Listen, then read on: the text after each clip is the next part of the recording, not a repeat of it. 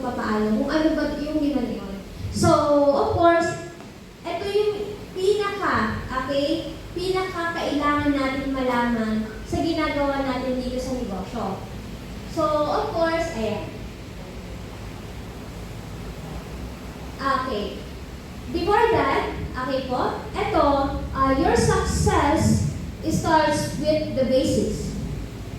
Okay po? Naintindihan? Yes. Kasi, before tayo makapunta doon sa success or sa pinaka-top, kailangan muna natin aralin yung pinaka-basic natin na gagawin. Kasi, kapag nag-step up tayo kaagad sa pinaka-higher, babalik at babalik pa rin tayo sa pinaka-basic. Yes. Pero, paano tayo makakapunta ulit? Okay? Makaka-step up ulit kung itong basic na to hindi natin alam and hindi natin napapag-aralan. So, syempre, isa sa pinaka-kailangan natin malaman, okay, is prospecting. Sa network marketing, ginagawa ba natin na nagpo-prospect tayo? Yes. Yes, of course. Kasi, kung hindi tayo marunong mag-prospecting, ano gagawin natin? Always tayo mag-a-attend lang ng training. Natututo nga tayo sa mga trainings, pero hindi naman natin alam kung paano ba tayo makakapagdala ng mga invites natin dito sa office. Always, years, months muna ang ginagawa na nag-a-attend tayo sa office ng mag-isa.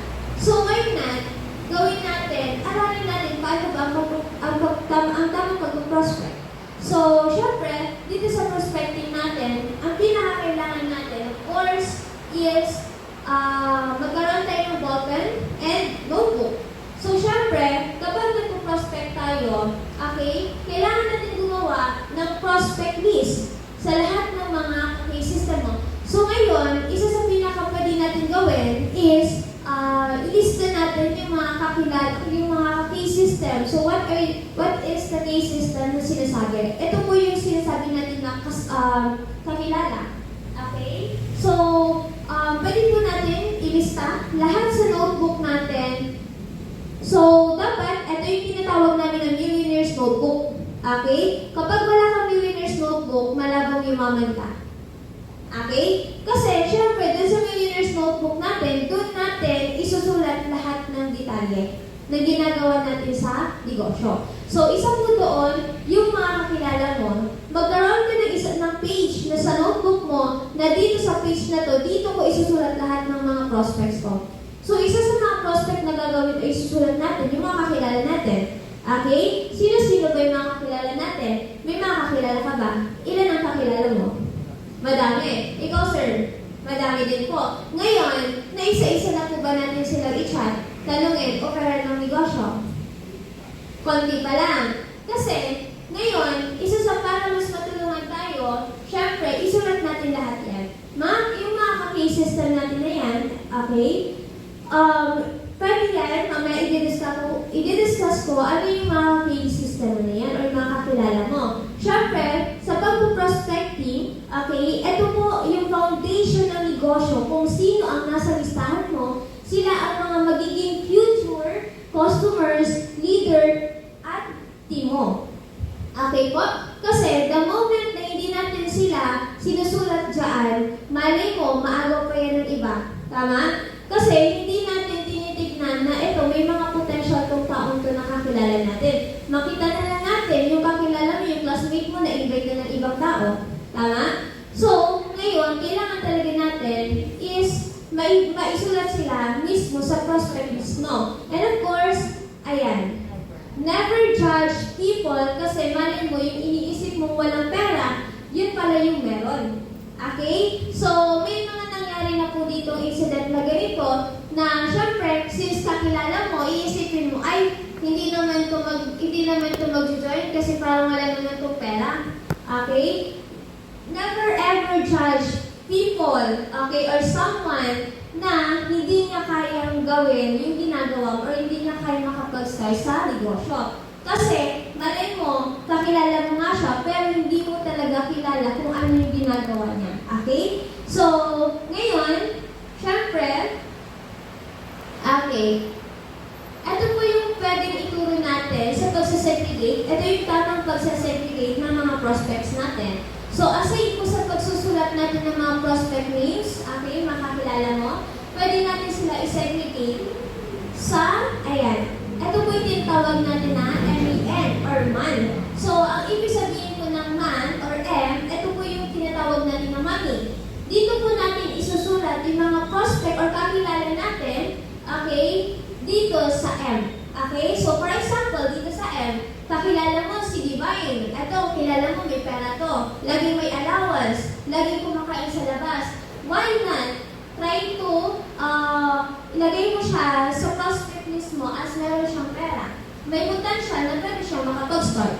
Okay? So, next, ayan.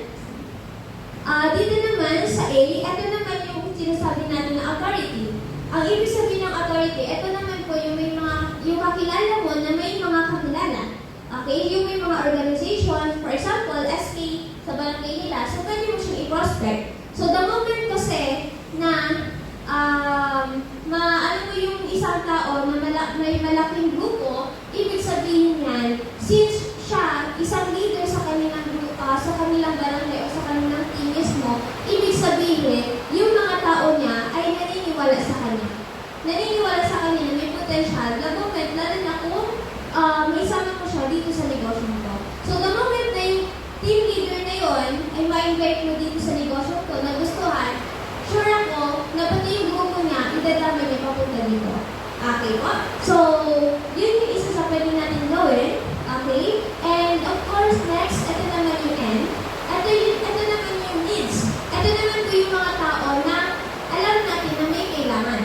Ano yung kailangan nila? Pera. Kasi it's a pera. Products. Okay? Bakit products? Kasi yung taong yun nakakilala mo may sakit. Ano yung i-offer natin? Pera? Pwede. Ano pa yung pinakamaganda na pwede i-offer? Products. Okay po? So, once na may offeran mo sila ng products muna, syempre magtatanong yan, ang ganda ng products mo, napagaling ako ng products ninyo. Paano ba ako makakapag-avail yan na pwede ako mabigyan ng discount? Doon mo na ipasok yung negosyo. Okay po? So, ganun kaganda na nagsusulat tayo every time na may ginagawa tayo na kahit maliit na bagay. Okay po? So, next, ayan. Ito naman yung types of prospects. So, meron tayo dito types of prospect na pwede natin ma-determine, okay, paano tayo makakakuha ng mga tao or ng prospects natin. So, meron tayo dito warm market. Yung warm market na to, ito yung mga kakilala mo. Ito yung mga kamag-anak mo, kapamilya, and malapit sa puso mo. So, doon mo sila isusulat. Lahat. And, syempre, flyers, survey, and referral. So, dito naman, sobrang ganda dito kasi sa flyers, makukunan ka din dito, syempre, sa pagpapaprint. Okay po? So, sa flyers na yan, may maabutan ka lang. Kung sino man dyan sa labas na yan, makakita ng flyer. Automatic, pag yan nagustuhan niya kung ano yung laman ng paper mo or flyer mo, pwede ka niyang i-contact agad. Magiging prospect mo siya, magiging client mo. And pwede mo siyang mapresentahan or madala dito sa office. And syempre, survey, ayan. So, pwede ka magtanong-tanong kung kanino din na kung sino ba yung gustong magkaroon ng negosyo or kung, ng kita, ganyan. So, pwede mong itry yung script. Kung meron kang ng prepared na script, mas maganda. Kung wala pa, pwede kang mag-ask sa mga kasama natin dito. And of course, referral. Ano ba yung ibig sabihin ng referral? Ito yung galing sa kakilala mo na binigay sa'yo, na papakausap. So, kapag ka ni-refer sa'yo yung tao, automatic na, dapat marunong ka mismo mag-present. Okay? Kung hindi pa naman marunong mag-present, dapat natin pag-aralan. So, ang daming ways para magkaroon tayo ng clients. Okay po? Sa prospect pa lang, ang dami na natin nakukuhang idea paano natin pwedeng ma-offeran si client. And, of course, next, eto, prospect as we go. Ibig sabihin po, kahit sa sobrang dami mo nang napipresentahan, na-offeran ng negosyo, ito yung lagi namin sinasabi, prospect as we go. Madaming pwedeng may mag-reject, pero madami din ang pwedeng may mag-join. Okay? So, hindi mo kailangan mag-focus sa isang, dalawang, apat, 10. Mag-focus ka sa mga taong magtitiwala sa'yo. Okay po? So, kasi, syempre, hindi mo kailangan mag-focus sa ganitong level kung dito mismo may mga paparating. So, next, of course, invitation. Dito naman sa invitation, tuturuan namin kayo paano ba yung tamang pag-approach or tamang pag-invite. Ayan. So, syempre, kailangan natin maging creative sa pag-invite ng client. Kasi hindi pwedeng, kinalabit mo, gusto mo mag-business, tara punta tayo sa office. Hindi ganun. Kumbaga, na-appropriate yung ginagawa natin. Kumbaga, parang hindi natin alam kung paano yung tamang pag-approach sa kanila para magkaroon tayo ng invite. So, may iba na kapag may big day event tayo, may iba dyan magsasabi, free ka ba? Tara samahan mo ako, kain tayo sa labas. Yun palang pupuntahan seminar, hindi naman kainan. So, buti na lang, may mga tao na dapat marunong talaga tayo sa pag-approach ng tama. Okay? So, ayan. Use word technique. Ano yung word? Ibig sabihin po, ito po yung, kumbaga,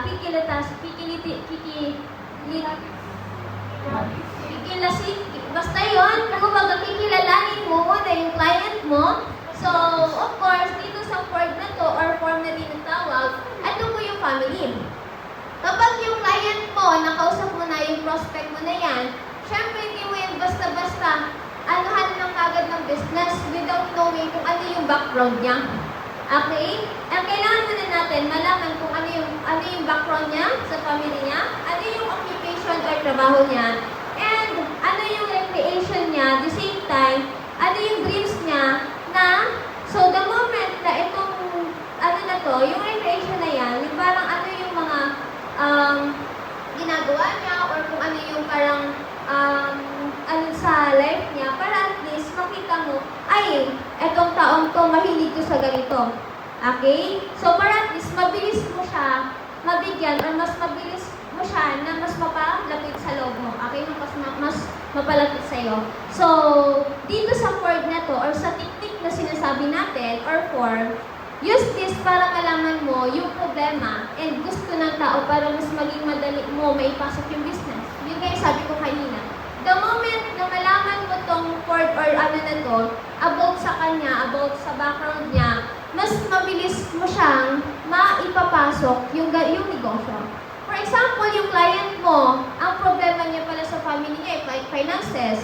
Sakto, may i-offer ka sa kanyang business. Okay? Pero syempre, tatanungin mo muna. Ganito, since di ba kulang yung kinikita nyo, tatanungin mo, gusto mo ba ng other source of income?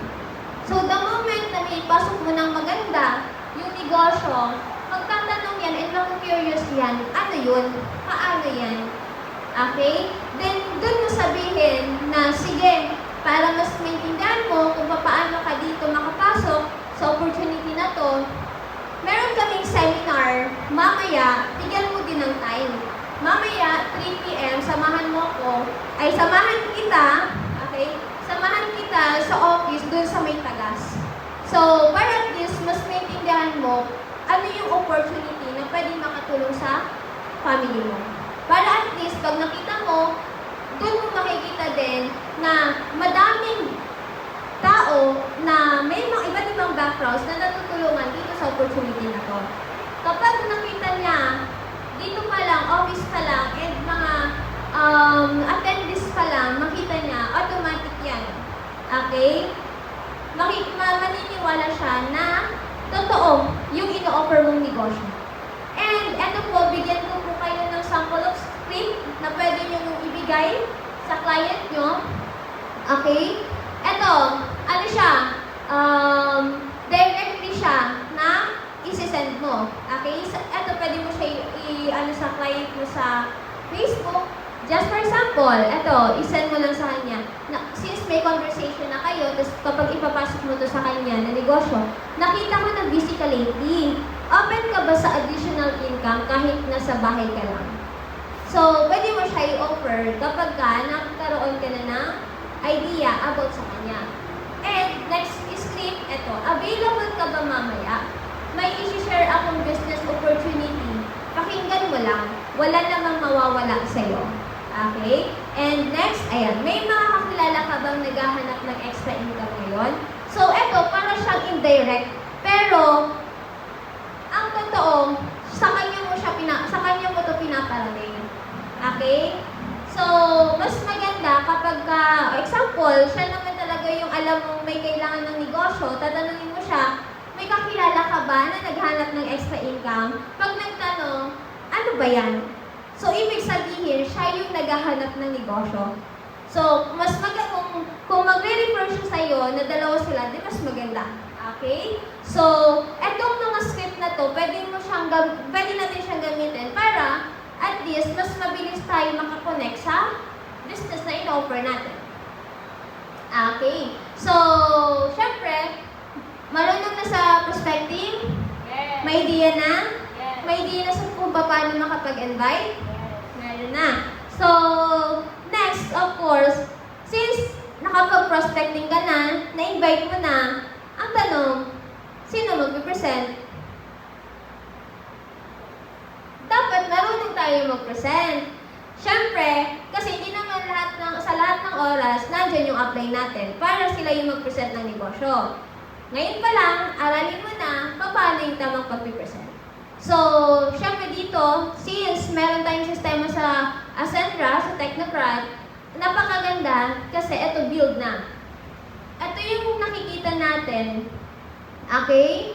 Nakikita ko na sobrang advanced ng ginagawa natin kasi may mga clients ako na nakakausap na may nakausap na sila pero mas detailed ako mag-present daw kasi may prepared na akong slides na ginagawa. So, ganun ka-advantage yung meron tayo. Okay? So, syempre, dapat prepared ka talaga before mo sila kausapin. So, syempre, sa presentation, okay? Presentation is showing the full details of your product or business para makapag-decide ang prospect. Okay? So, para makita nila ano yung mga sinasabi mo kasi mahirap paniwalaan ng ibang tao kapag more on verbal ka lang. Okay? So, mas maganda, may pinapakita tayo. So, syempre, ang purpose po ng presentation natin is first to educate the prospect. Okay? Para kang teacher or para kang nag-present like ganito, di ba? May prepared akong slides para sa atin para ma-educate ko kayo, maturuan ko kayo paano yung mga basic na dapat natin gawin. So, next, explain the system, highlight the benefits, and remove doubts. Okay? So, syempre, dapat kapag mag-present ka, dapat alisin mo yung duda mo sa sarili mo. Kaya ko ba mag-present? Kaya ko ba ito ma-explainan ng negosyo? Kahit professional yung kausap mo, dapat may believe ka sa sarili mo. Kasi kung wala, talo ka ng prospect mo. Okay? So, yun siya. And yun, keys to powerful presentation. Ito ha, sa pag-present, kahit anong background mo and yung prospect mo mas higher sa level mo, dapat mas magaling ka sa prospect mo. Kasi, the moment na prepared ka na pag-aralan mo yung negosyo, sila naman yung may hindi alam, hindi nila alam kung ano yung ipipresent mo. Ibig sabihin nun, ikaw naman yung magaling sa prospect mo. Kasi hindi nila alam ano yung ipipresent mo. Okay? Paano yung kitaan? Siyempre, since ikaw yung nakakalam, ikaw yung pinag-aralan mo yung presentation, ikaw yung mas detailed na makakapag-present. So, next is to powerful presentation. So, eto po. Kailangan natin tandaan, kapag mag-present tayo, dapat clear.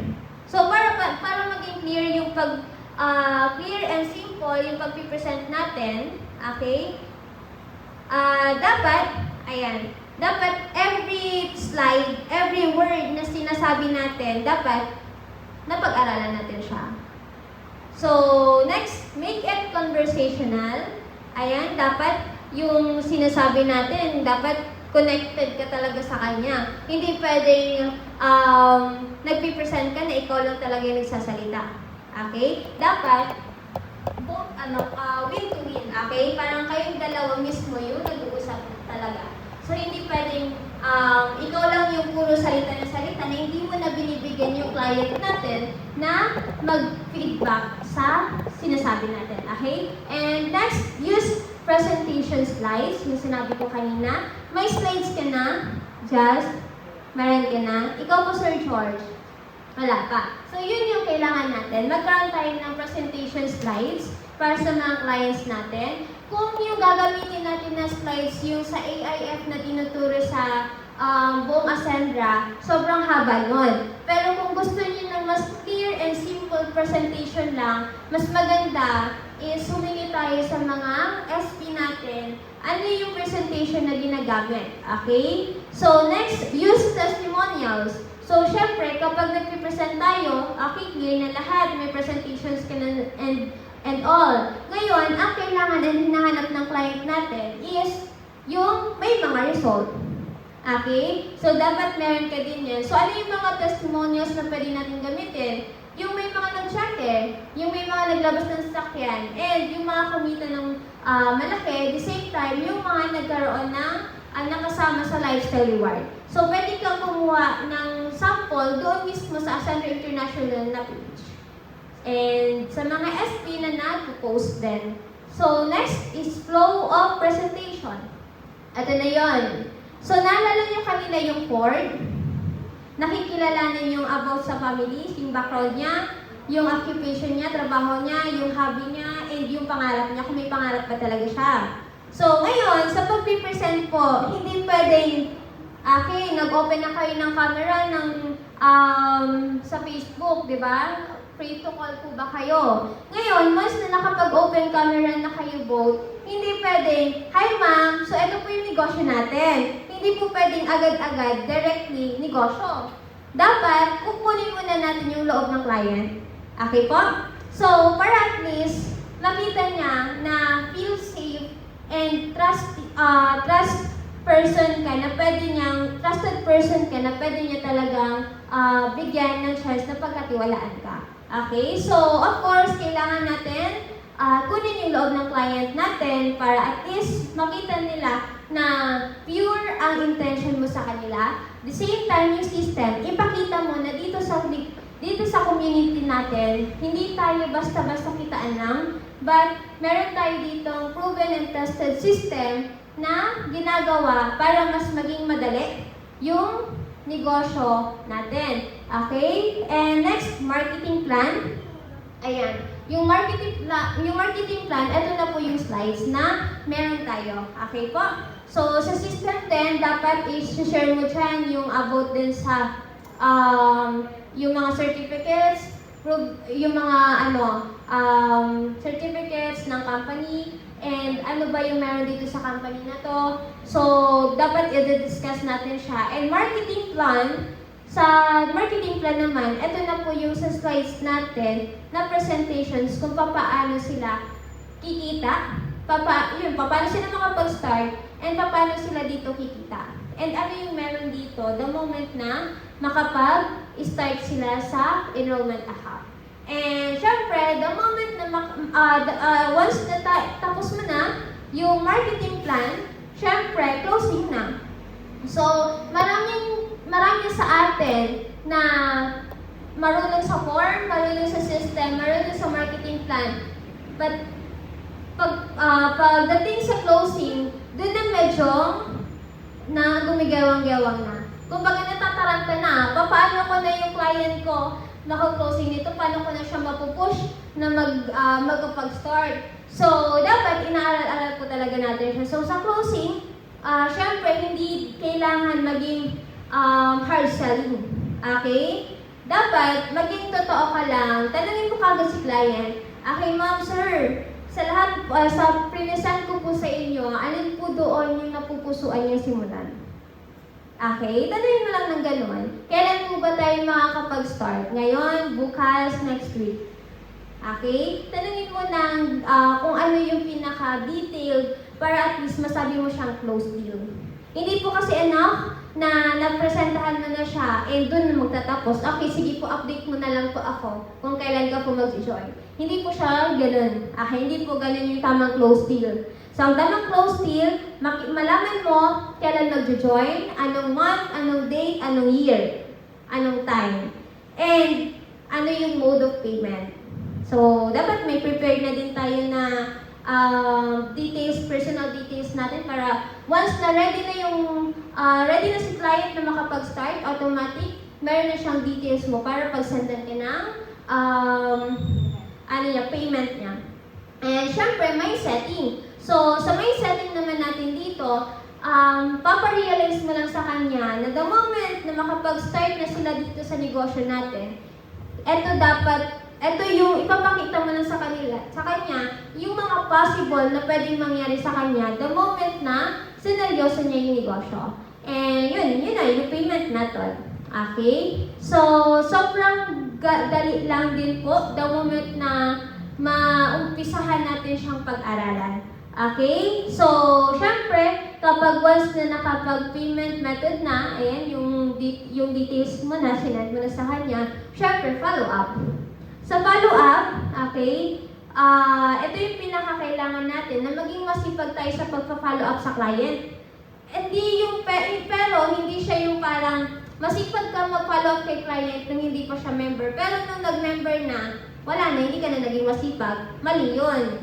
Dapat mas maging masipag tayo na mag-follow up once na yung client natin nagtiwala sa atin.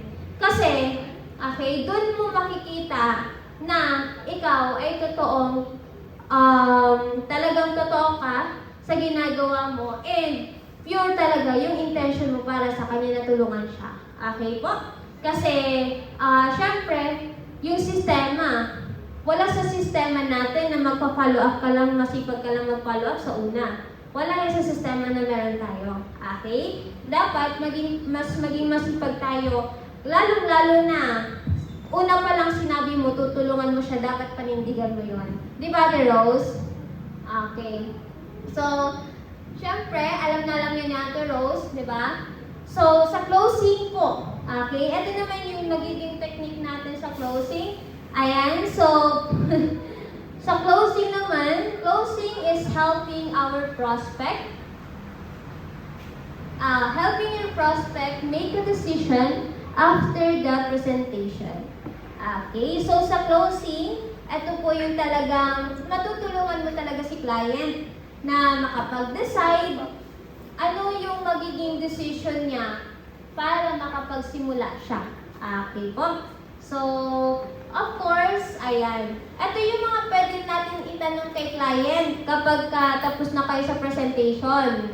So, isa pwede natin itanong kay client, yun, may tanong po ba kayo o hindi po ba kayo naiintindihan doon sa present mo? Okay? And next, ayan, sa lahat po ng pinaliwanag ko sa'yo, anong package po ang nagustuhan mo na kaya mong simulan ngayon? Dapat magkaroon siya ng choices. Okay po? Either yung associate or the executive pataas. Okay po? So, next question mo sa kanya, kaya niyo na po ba simulan ngayon, mamaya, or bukas? So, dapat ikaw yung magbibigay sa kanya ng choice, kailan ba siya dapat makapag-start? Para at least makita niya, ay, itong taong tong kausap ko, desidido akong tulungan na to. Diba? Desidido niya akong tulungan kasi binibigyan niya ako. Hindi siya sa pagpipressure mo sa client, kundi pagbibigay sa kanya ng option and decision para hindi na siya mahirapan makapag-decide.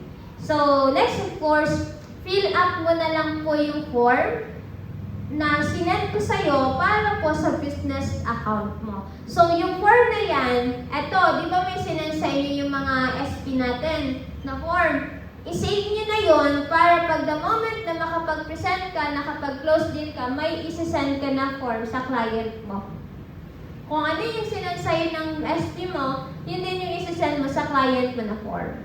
Sasabihin mo, fill upan nyo po ito para po at least, the moment po na process po tayo ng enrollment account mo, ito po yung gagamitin natin para sa business account nyo po. Okay. So, we're done sa closing. Ito naman po sa follow-up. So, syempre, sa follow-up, okay, Kanina, nakikita ko si Coach Liz nagpa-follow up. Kung ano, kumbaga, sa pagpa-follow up natin, pwede natin gawin, okay, yung mga sinisend sa GC, nakita nyo? Pero mga sinisend din sa GC, yun lang din naman po yung pinapa-follow up namin. Okay? Sample of follow-up na pwede natin i-follow up sa client kapag member na or hindi pa member. Send company updates, testimonials, and events. Ano po yun? Example ngayon, training. Pwede ka mag-selfie. Okay? Selfie, nakasama yung buong team. Tapos sabihin mo, captionan mo, hello po, andito po kami sa office ngayon. Sa training office, mag-attend na po muna kami ng trainings. Ayan, so dugtungan mo na lang kung ano. Sobrang saya po sa community natin kasi iba't ibang backgrounds ang mga naandito na natututo ay natuturuan ng tamang financial. Di ba? Financial literacy, ganun. So, next, ayan, ask how they're doing. So, ito, syempre, tanongin mo din sila, hello po, kamusta po kayo? Okay, kamusta po kayo? Yun lang, ganun lang. Or pwede din, sabihin mo, kapag nagko-coffee ka or naka sa cafe ka, picturean mo yung pagkain mo, yung coffee mo, picturean mo. Send mo sa client mo, hello po tita, hello po partner, ganyan. Coffee po tayo, ganun lang. Ganun lang kami ka-simple mag-follow up. Para at least, hindi makita ni client na parang, ay, ang hard naman ng mga taong to, parang lagi na lang pinapalop sa akin pera, events, ganyan. Dapat yun, makapag-build tayo ng relationship sa kanya. Di ba, kapag nandiligaw kayo, di ba, ang ginagawa niyo, nagsisend kayo ng mga pagkain, hi, kumain ka na ba? Pwede mo din yun gawin sa mga prospect natin. Okay? So, syempre, kung...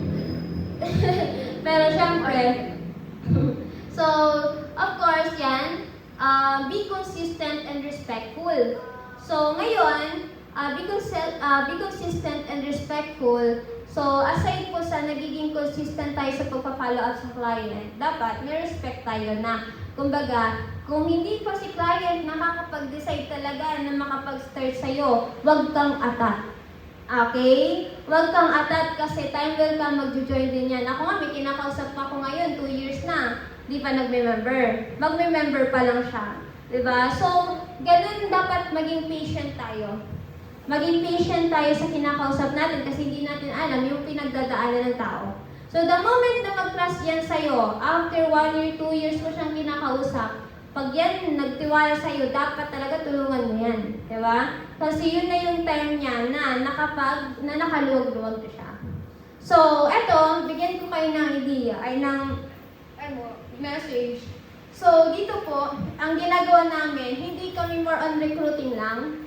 Kasi once na nakakapagkaroon kami ng business partners, ang ginagawa namin, ang goal is kumita sila, matulungan silang kumita, matulungan sila na makapag-for good kapag once na gusto nila makapag-for good, at the same time, mas matulungan sila na mas mabuild yung business nila. Kasi the moment na ang focus mo, mag-recruit yung client, kumita ka, tapos wala, hindi ka tatagal sa ganitong business. Ba't kami tumagal is because of the intention na meron kami. Okay po? So, syempre, dito sa networking or sa ginagawa natin negosyo, dito patagalan din dito. Okay po? Hindi siya madali, hindi din siya mahirap. Nasa sa atin kung paano mo siya titignan. Okay? So, syempre, kapag dapat di ba ang turo sa atin minsan, dapat ang tingin mo sa bawat tao dyan, 600, 1,700, tama naman yun. Pero, ang tanong, yun ba talaga yung goal mo? Pera lang ba talaga? But, if your goal is makapag-build ng grupo, lumaki yung, magkaroon ka ng time and financial freedom, dapat simulan mo muna na palakihin yung grupo mo ng maayos. Okay? So, and of course, dapat, diba, pinagkatiwalaan tayo, dapat syempre, yung trust na yon, okay, parang i-embrace mo siya na, ay, yung taong to pinagkatiwalaan ako. So, dapat, pakita mo sa kanila na katiwa-tiwala ka talaga.